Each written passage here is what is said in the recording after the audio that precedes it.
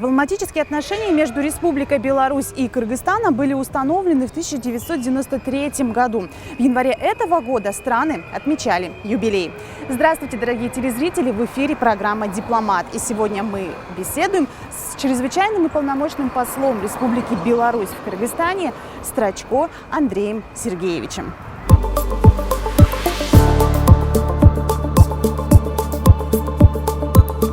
Добрый день. Здравствуйте. Рада, что вы нашли время для нас. Спасибо вам большое. С удовольствием всегда готовы пообщаться. Проходите.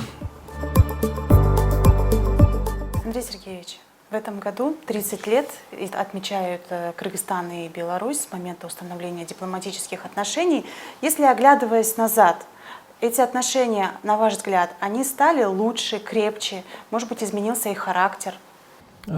Хочу сразу сказать, что наши отношения не потеряли своей актуальности. Это самое главное, потому что мы долгое время жили в одной стране, которая раньше называлась Советский Союз, и после его развала, казалось бы, мы находимся очень далеко и можем забыть друг про друга, но к большому счастью, к большому удовольствию, я думаю, всех наших народов и стран, мы не забыли друг друга, мы смогли сохранить наши дружеские отношения, мы их планомерно развиваем, мы поддерживаем эти дружеские отношения, мы конструктивно сотрудничаем на различных площадках, это и международные площадки, это и двусторонние отношения, мы стараемся развивать наши культурные отношения, культурные связи, гуманитарные, экономические, производственные, политические. Во всех сферах, которые я назвал и которые не назвал, мы сохранили дружеские, партнерские отношения и идем по пути развития. Если сейчас у нас можем говорить, что диалог действительно конструктивный и понимание по ключевым моментам между нашими странами имеется? Да, конечно, как я уже сказал, мы поддерживаем друг друга, мы поддерживаем диалог на всех уровнях, начиная от президента и заканчивая любым промышленным предприятием, коммерческим предприятием, субъектами хозяйствования. И на всех уровнях происходит интенсивный диалог на интеграционных площадках. Это и площадки СНГ, это площадка ЕАЭС, это площадка ООН, это площадка ОБСЕ, другие международные организации и двусторонние отношения. Естественно, и Беларусь, и Кыргызстан, в общем-то, если брать международные площадки, то у нас миропонимание одинаковое, у нас совпадают позиции по международным вопросам, по многим международным вопросам совпадают позиции, поэтому мы и оказываем друг другу и партнерскую, и дружескую поддержку. Если говорить о торгово-экономическом сотрудничестве, что у нас сейчас, какие показатели? Если говорить о торгово-экономическом сотрудничестве, я хочу сказать, что за 30-летний период мы прошли очень долгий и очень такой хороший путь, потому что после развала Советского Союза были нарушены все производственные связи, экономические связи. Но за этот период мы сумели их восстановить, нарастить. И я вам хочу сказать, что по сравнению с 90-ми годами наш товарооборот между Беларусью и Кыргызстаном вырос где-то в 5 с лишним раз. И я хочу сказать, что вы, наверное, видите, что на рынке Кыргызстана присутствует белорусская продукция. Вы можете ежедневно видеть и наши троллейбусы в городе Бишкеке, и есть наши мусоровозы, которые работают в городе Бишкеке, есть белорусские продукты питания, есть белорусская одежда, есть различные приборы белорусские, есть строительные материалы, плитка, обои, лампочки. Ну, в общем-то, весь спектр продукции, который производит Беларусь, он практически есть здесь в Кыргызстане, и мы здесь активно сотрудничаем. Более того, мы всегда для наших партнеров предлагаем не просто сотрудничество, мы всегда стараемся выходить на дружеский рынок с предложением, если это интересно противоположной стороне, о совместной сборке. Это, например, вот такие проекты, как у нас вот сегодня идет вопрос и идет работа по совместной сборке лифтов белорусских, о совместной сборке белорусских трансформаторов. Когда-то в свое время мы собирали здесь и белорусские тракторы. То есть у нас все успешно получается, и для наших партнеров, друзей мы всегда предлагаем такую опцию. Ну, надо сказать, что хотелось бы больше кыргызской продукции видеть на белорусском рынке, но тем не менее в последние годы тоже хорошие пошли подвижки. На белорусском рынке есть достаточно много сейчас кыргызской одежды. есть сухофрукты из Кыргызстана, есть овощи, фрукты из Кыргызстана. Ну, я думаю, здесь все-таки с кыргызской стороны еще потенциал полностью не раскрыт, и есть чем работать, и есть чем идти на наш белорусский рынок. Поэтому, конечно, хотелось бы и активизации с вашей стороны, и белорусская сторона всегда готова поддерживать эту активизацию, тем более на площадках ЕАЭС провозглашен принцип и свободы передвижения и капитала, и трудовых ресурсов, и товаров. Поэтому все возможности у нас есть, и надо просто наращивать. А что еще сейчас необходимо на белорусском рынке от Кыргызстана? Ну, сказать так слово необходимо, наверное, такого... Хотелось бы, чтобы было. Хотелось бы, чтобы было с Кыргызстана. Я думаю, что, наверное, здесь больше кыргызстанцы должны были быть заинтересованы что-то нам предложить. Но я вот вижу, как чтобы с большим интересом, с чем бы мы с вами работали, да, и наращивали поставки этой продукции, это овечья шерсть. Раньше Кыргызстан славился своими мериносами и сейчас возрождается в сельском хозяйстве у вас. Поэтому для нас, для переработки на наших предприятиях, это очень хорошая была бы продукция. Опять кожа, которую мы бы уже могли доводить до финала и пускать ее в производство той же обуви и всего остального. Да? Поэтому вот эти вот виды продукции, опять же хлопок, когда-то мы работали с вами и по хлопку, я думаю, что вот эта продукция, если она будет возрождена в необходимом объеме, для нас это интересно. И тогда мы, конечно, с удовольствием бы работали, и вы могли бы нам поставлять, и это было бы интересно.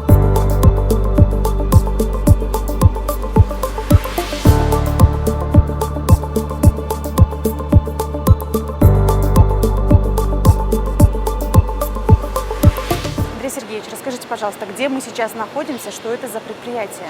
На самом деле я очень рад ознакомиться с этим предприятием, очень рад, что мы сегодня имеем возможность здесь его посетить, потому что это кыргызское предприятие бишкекское «Автомаш Радиатор», который, наверное, является флагманом белорусско-кыргызского торгово-экономического сотрудничества. Почему? У нас здесь есть взаимный обоюдный интерес.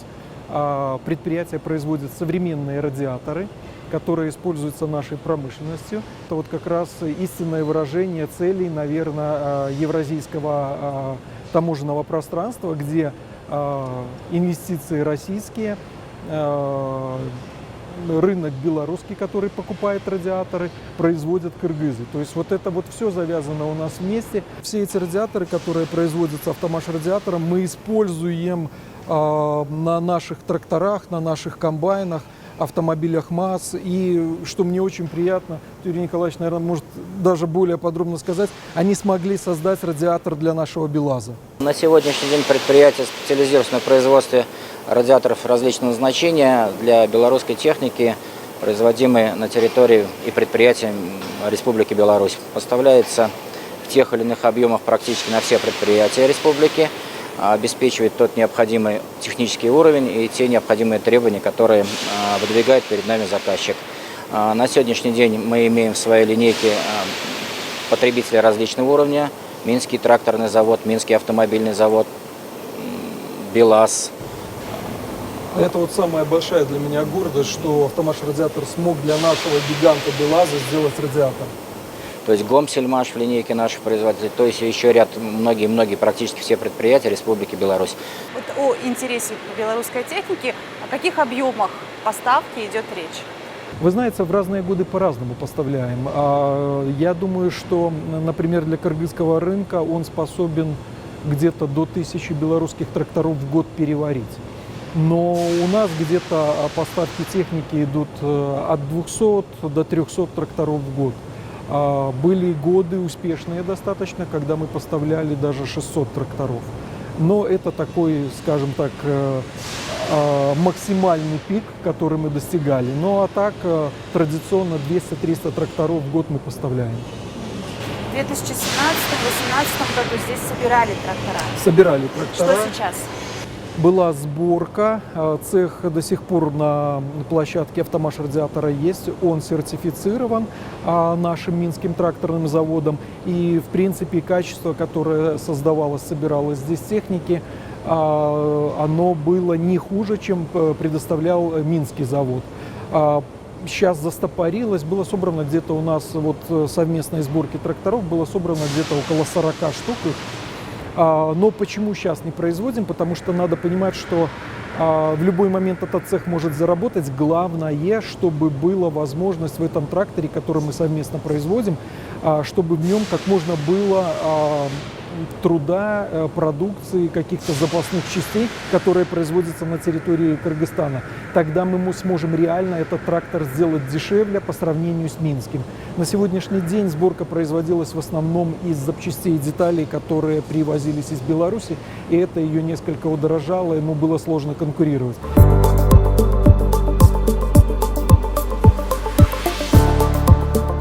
Работы на поле важно не только качество трактора, но и необходимо, чтобы внутри было комфортно. Белорусский трактор соответствует всем требованиям. Здесь есть кондиционер, мягкое сиденье и очень приятно, удобно и комфортно работать. Вот здесь как раз мы на заводе «Автомаш Радиатор», который является еще и дилером наших белорусской техники, это и трактора в первую очередь. Это вот мы сейчас видим линейку наших белорусских тракторов.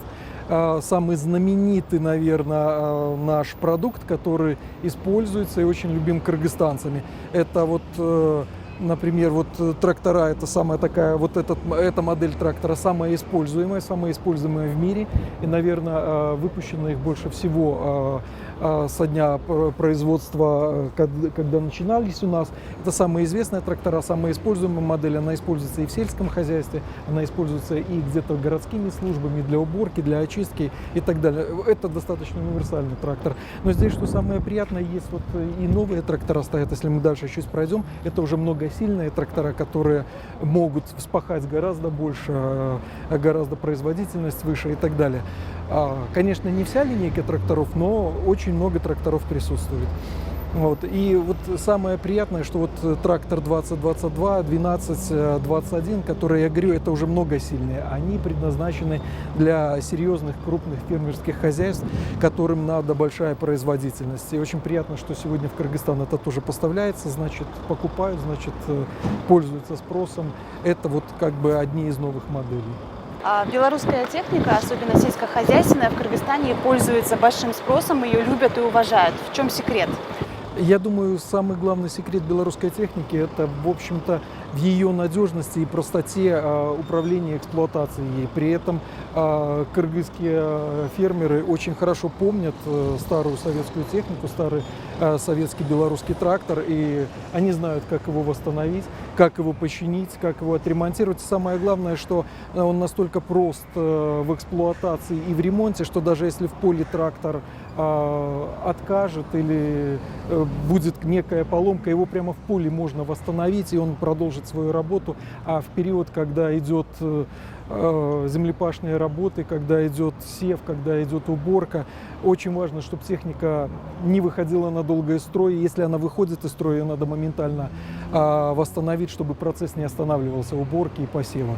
Популярна не только сельскохозяйственная белорусская техника, но и пассажирский транспорт. Что? Сколько покупаем у вас? Пассажирский транспорт, ну, наверное, в первую очередь популярны наши троллейбусы, которые ходят по Бишкеку. Мы стараемся, в общем-то, участвовать во всех тендерах, которые проводит Бишкек, либо город Ош, либо другие города. В основном, конечно, самые крупные лоты – это город Бишкек. Последние наши поставки троллейбусов были в 2018 году. Мы, конечно, немножко этим огорчены. Мы бы хотели предложить, чтобы город покупал и троллейбусы наши, и наши автобусы, в том числе на газу, которые вот, актуальны для города. Мы предлагаем и наши электробусы, тем более по электробусам, наверное, Беларусь это сегодня один из ведущих производителей. Мы начали производить электробусы еще 10 лет назад и выпускать. Например, сегодня в Минске 70% транспорта – это электробусы. При этом предлагаем мы такую опцию, готовы поставлять. Интерес, если будет у города. Мы, конечно, тоже активно работаем, продвигаем. Мы готовы и кредиты предоставлять, и в лизинг предоставлять нашу технику. И, как я говорил раньше, для нас интересно не только поставить эту продукцию, но и предлагаем, как всегда, создать совместную сборку. На дружбе народов держится мир. Сотрудничество между государствами в большей степени скрепляют не какие-то крупные инвестиционные проекты, а обычные дружеские отношения между людьми, между их народами. В большой дипломатии это явление называется народная дипломатия. Андрей Сергеевич, расскажите, какое есть сотрудничество в сфере образования? 6 квот предоставили, кажется, в этом году. Да, но это как бы квоты, которые не, скажем так, не постоянные, которые, да, а они из года в год варьируются. У нас в 2018 году был принят указ президента, которым предоставляются бесплатные квоты для обучения иностранных граждан в белорусских вузах. И вот с кыргызстанцами мы с 2018 года начали работать. Наверное, так 2018 был не самый активный год, мы только начали пробовать, это только давали объявления на телевидении, с Министерством образования Кыргызстана начали работать. Поэтому в 2018 году у нас тогда ни одного абитуриента из Кыргызстана не было. В последующие годы, да, где-то у нас получается от 5 до 10 кыргызстанских ребят отправляются на бесплатное обучение в наших белорусских вузах. Причем я считаю, что для кыргызстанцев достаточно льготные условия для поступления и большие возможности. Почему? Потому что в наших вузах для кыргызстанцев главное правило для приема – это, значит, чтобы был аттестат о среднем образовании, средний балл 4,3 балла, и проводится собеседование в онлайн-режиме по знанию русского языка. Если знание русского языка на хорошем уровне, он принимается, зачисляется в вуз. Это какие университеты? Вот расскажите о них и почему выбор пал на такие специальности? Значит, смотрите, университеты абсолютно разные. В этой программе задействованы все университеты Беларуси. Происходит выбор университетов, исходя из свободных мест бюджетных и исходя из специальностей, которые выбирают кыргызстанцы. Почему выбор пал на эти специальности? Это не мы сами придумываем. Мы, в общем-то, в течение года проводим работу среди потенциальных желающих граждан Кыргызстана, которые хотели бы учиться в белорусских вузах, выясняя, на каких специальностях хотят учиться.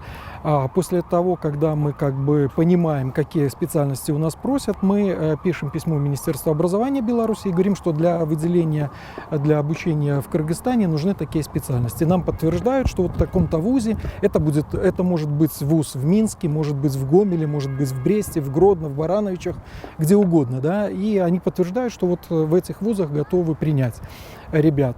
И последние вот годы в основном просят абитуриенты из Кыргызстана у нас IT-специальность, поучиться на IT-технологии и врачебное дело. То есть на врачей, на фармацевтов, стоматологи, да. Но я понимаю, почему IT-технологии, IT-специальность пользуются популярностью, потому что сегодня Беларусь, в общем-то, по IT-технологиям это ведущая страна среди стран СНГ, и я бы сказал, даже в Европе. Наши IT-шники известны во всем мире, работают везде, и наш парк высоких технологий, наверное, самый известный сейчас. И в плане того, что у нас получилось, и зарабатывает он большие деньги. Первое время мы не предоставляли, потому что тут был момент еще такой, что главное, чтобы здоровье еще, потому что можно принять, потом он придет и по здоровью не пройдет, не сможет. Но сейчас вот я вижу с прошлого, вот в этом году уже появились специальности и на гражданскую авиацию, значит, как-то этот вопрос решаем. Какую работу ведет посольство по продвижению сотрудничества в сфере культуры? Можно ли где-то в Бишкеке изучать белорусский язык? Вы знаете, я вам скажу так, что на базе Бишкекского гуманитарного университета там есть как бы класс белорусского языка, но, понимаете, при желании, наверное, сейчас можно изучать, но вот отсутствие, честно говоря, преподавателей не дает такой возможности. Наверное, если бы мы видели, что есть желающие, которые хотели бы изучать белорусский язык, и их много, мы бы такие условия создали. Сейчас таких условий нету, но все равно для нас все равно важно, чтобы кыргызстанцы понимали, что у белорусов есть свой язык, своя культура. У нас вот есть диаспора, поэтому в диаспоре культивируем мы и при их выступлениях. Это и стихи на белорусском языке, это песни на белорусском языке, как правило, только на белорусском языке. Костюмы белорусские, оригинальные, мы заказали и привезли из Беларуси для нашей диаспоры. Вот в таком плане, конечно, да, мы стараемся продвигать нашу культуру. Плюс на государственном уровне мы стараемся. Вот в 2018 году мы проводили Дни кино. Это впервые было проведено, но уже столько, как мы ни в одном Советском Союзе, но провели Дни кино.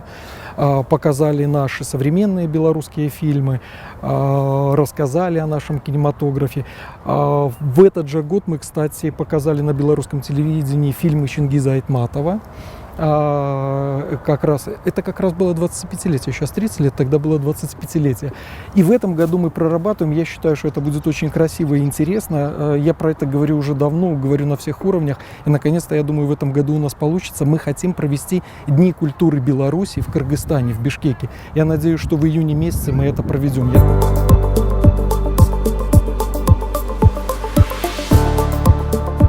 В истории Кыргызстана и Республики Беларусь есть одна общая страница. Это Великая Отечественная война. Свыше 33 тысяч кыргызстанцев погибли во время сражений с фашистами, освобождая земли Республики Беларусь. На тот момент это была одна большая страна – Советский Союз. Мы не смогли обойти эту часть кыргызско-белорусских отношений в своей программе.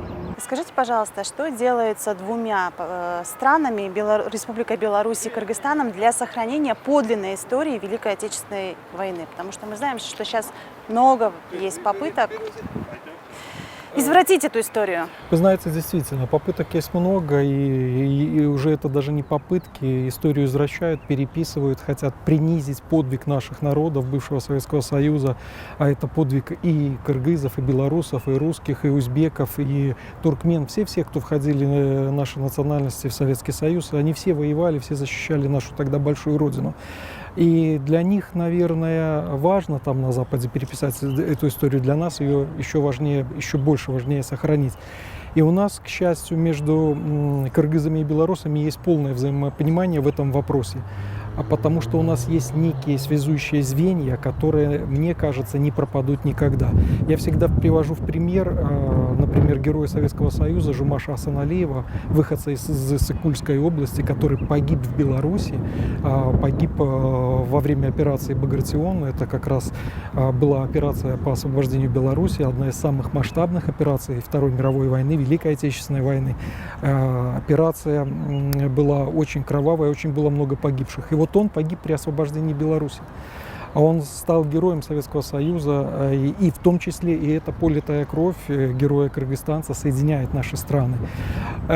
И символично, вот 30 лет дипотношений наших в этом году, и в этом году Жумашу Асаналиеву было бы 100 лет. Вот 10 мая 23 года он родился, 10 мая ему бы было 100 лет. И вот в этом плане я скажу, что у нас уже есть договоренности, мы реализуем буквально на следующей неделе. Это в плане того, как мы сохраняем, да, нашу память историческую, нашу славную память. Вот мы планируем на следующей неделе быть в районе, в котором родился Жумаш Асаналиев, быть в той школе, в которой он учился. Мы проведем урок для детей из этой школы, оставим какие-то сувениры, подарки, пообщаемся с детьми, ответим на вопросы, поучаствуем вот в таком красивом, значимом событии юбилейном, расскажем детям о Великой Отечественной войне и о многом другом. Что касается, например, Беларуси, для нас тоже очень важно сохранить и для себя вот эту историческую память. И именно то, что делается сейчас по переписанию истории, мы для себя решили, что мы не дадим себе забыть. И в апреле 2021 года мы, например, открыли такое дело, начали такую страницу, мы приняли решение, что мы будем расследовать геноцид белорусского народа во время Великой Отечественной войны.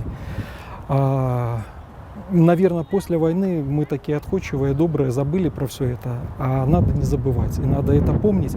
Поэтому мы сейчас проводим расследование по геноциду белорусского народа. Вы все знаете, что каждый третий белорус погиб во время Великой Отечественной войны. У нас, в общем-то, мы понесли огромнейшие потери. Почему мы говорим о геноциде? Потому что, например, в Белоруссии за время оккупации было уничтожено, стерто с лица земли 209 городов, в том числе такие, как Минск, такие, как Гомель, такие, как Полоцк. Они были просто уничтожены. Было спалено, уничтожено 9200 деревень. А если говорить о молодом поколении, белорусском молодом поколении, они помнят, осознают, что кыргызстанцы тоже были Да, конечно. с ними вместе? Конечно, это для нас очень важно тоже, мы это очень подчеркиваем.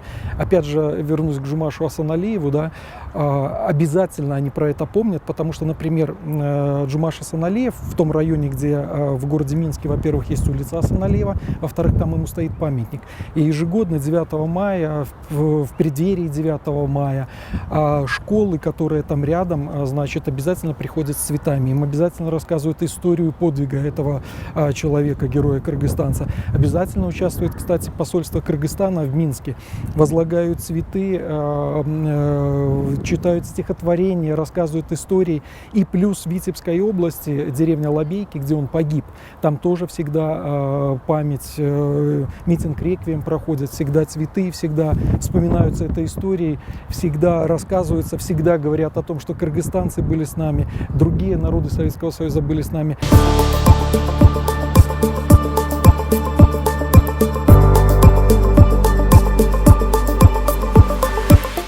Вы являетесь послом, чрезвычайным полномочным послом Республики Беларусь в Кыргызстане с 2017 года. До этого где вы работали, какие должности занимали? Ну, до этого это уже как бы моя не первая командировка, но до этого, если брать работу в других посольствах, работал я в Казахстане, работал в Чехии, ну и, соответственно, работал в Министерстве иностранных дел. А последняя должность в Министерстве иностранных дел, с которой я приехал сюда, это был начальник управления по сотрудничеству со странами СНГ. Ну вот как-то до Министерства иностранных дел работал в Министерстве внешних экономических связей, было тогда такое министерство в Республике Беларусь в 90-е годы на заре независимости. Потом это министерство объединилось с Министерством иностранных дел, и вот с тех пор все время работаю в Министерстве иностранных дел. Вспомните свои ощущения, когда вы узнали о назначении, что поедете именно в Кыргызстан?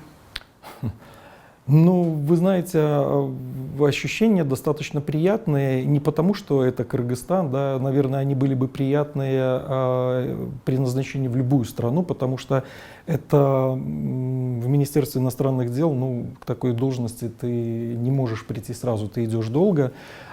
И самое главное, даже иногда, может быть, конечно, профессиональное качество, конечно, умение работать в других странах, это все обязательно должно присутствовать. Но самое главное, понимаете, при назначении такой должности есть внутреннее какое-то чувство, такое, как бы такой очень эмоционально, высокий эмоциональный подъем. Почему? Потому что государство тебе доверяет представлять президент нашей страны, доверяет тебе представлять интересы нашей страны, нашего народа в другой стране. Это, конечно, ты ощущаешь, кроме эмоционального подъема, некое такое физическое давление, прямо, что на тебе ответственность за поддержание и развитие дружеских отношений со страной, которая исторически всегда была для нас дружественной страной. И здесь, конечно, ответственность очень большая. Угу. Вот вы сами сказали, ваш президент доверил представлять вашу страну на территории Кыргызстана.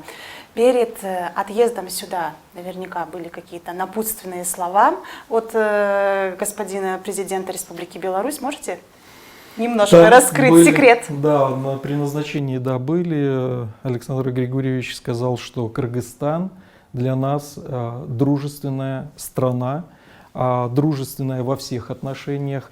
И я надеюсь, что вы сумеете эти дружеские отношения развить и развить наши торгово-экономические отношения. Вот это были при встрече самые первые слова, там были еще и другие, но вот это были самые первые в отношении Кыргызстана. И было несколько раз подчеркнуто, это я очень хорошо запомнил, что Кыргызстан для нас исключительно дружеская для нас страна. Мгм. Кроме того, что дружественная страна, сами вы что знали о Кыргызстане, когда сюда ехали? Ну, немало знал про Кыргызстан, потому что это как бы входило в сферу моей деятельности, поэтому как бы старался узнавать, всегда стараешься, интересуешься странами, с которыми работаешь, ну и профессиональные твои обязанности позволяют постоянно расширять этот кругозор, потому что работаешь со страной, узнаешь про нее. Что можно сказать, что я знал? Я знал экономику Кыргызстана, я знал политику, проводимую Кыргызстаном, я немножко был, скажем так, знаком с культурой Кыргызстана, в том числе потому, что я работал в Казахстане, но для меня, честно говоря, было большое открытие, когда я в Кыргызстан приехал, и все-таки культура, ментальность, оно не совсем совпадает с Казахстаном, поэтому для меня было открытие, причем приятное открытие. Конечно, я хорошо знал, если вот брать такие общечеловеческие ценности, так несомненно, я знал Чингиза Айтматова. Сам учась еще в школе, в 80-х годах, когда его книжки попались, я с удовольствием практически все книжки его перечитал. К сожалению, не знал, что по его книгам были сняты фильмы. Там, например, «Белый пароход» был. Я их не видел в свое время. Я уже здесь их посмотрел с удовольствием, и, наверное, я бы кыргызстанскому кинематографу пожелал переснять эти фильмы уже на новой основе. Ну, может, не кыргызстанскому.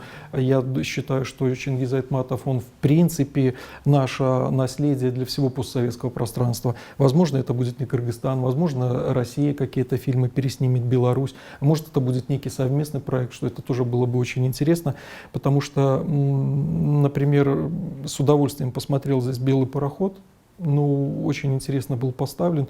Вроде бы и особых действий не происходит, но настолько этот фильм трогает. Поэтому при современных технологиях, при современном уровне кинематографа можно было бы переснять еще интереснее.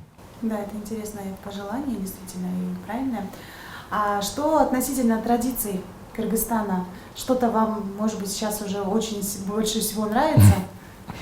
Ну, вы знаете, в отношении традиций Кыргызстана, я даже не знаю, традиции это или ментальность кыргызского народа. Мне вообще нравится кыргызское гостеприимство, кыргызская доброта, гостеприимство, улыбчивость. Если они принимают тебя в гости, если они с тобой встречаются, если они с тобой дружат, что у кыргызов это уже традиции, либо ментальность. Опять же хочу сказать, кыргызстанцы очень-очень умеют дружить. Вот это надо отдать вам должное, вашему народу.